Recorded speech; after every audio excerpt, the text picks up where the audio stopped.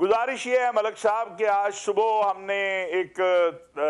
جو ہے دیکھا اعظم سواتی صاحب نے جو گفتگو کی ٹویٹر کے اوپر، اور پھر کچھ لوگوں نے آج بالخصوص میں نہیں ذکر کرنا چاہتا کسی ایک فرد واحد کا، لیکن مجھے آپ بتائیے کہ اگر آپ یہ سمجھتے ہیں، اور یہی میں سمجھتا ہوں خان صاحب کی جو تباہی ہوئی ہے وہ اسی وجہ سے ہوئی ہے۔ میں آج بھی حلفاً یہ بات کہتا ہوں، اب تو انہوں نے خود بھی مان لی، تو وہ جو سائفر والی بات تھی اس میں کتنی سازش تھی، کتنا کیا تھا، وہ بھی سامنے آ گئی، اسٹیبلشمنٹ والی بات بھی سامنے آ گئی، رویہ اور گفتگو۔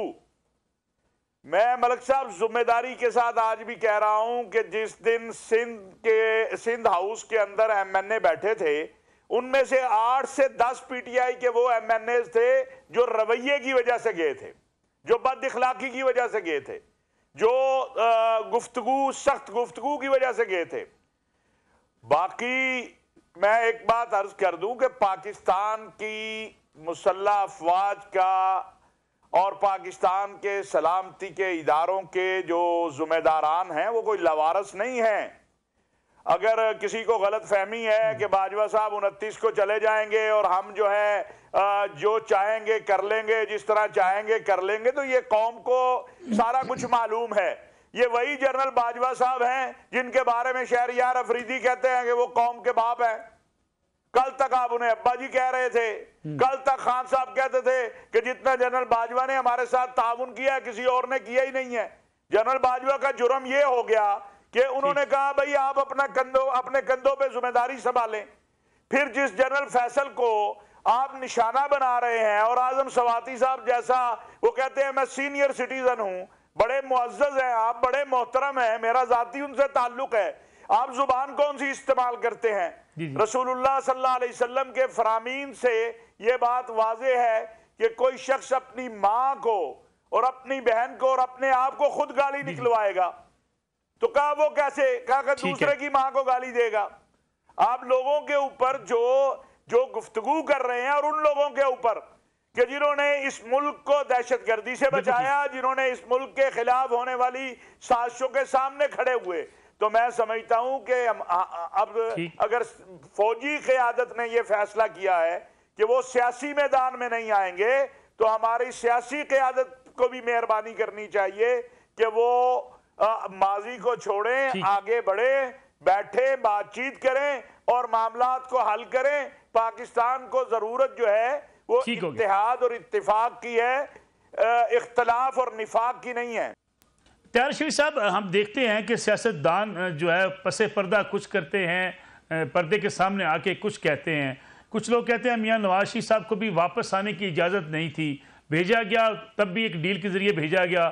اس قسم کے اگر حالات رہیں گے، سیاستدان اقتدار سے نکلنے کے بعد بھی آدھا سچ بتائیں گے، جیسے کہ عمران خان صاحب بھی آدھا سچ بتاتے ہیں، تو پھر جمہوریت یا پارلیمنٹ کی بالادستی لوگ کیسے اس پر یقین کر لیں؟ ملک صاحب، گزارش یہ ہے کہ 30 سے 35 سال ہو گئے اس سیاسی عمل کو دیکھتے ہوئے۔ اگر سیاستدان یہ طے کر لیں کہ ہم نے ان کے دروازے پر نہیں جانا،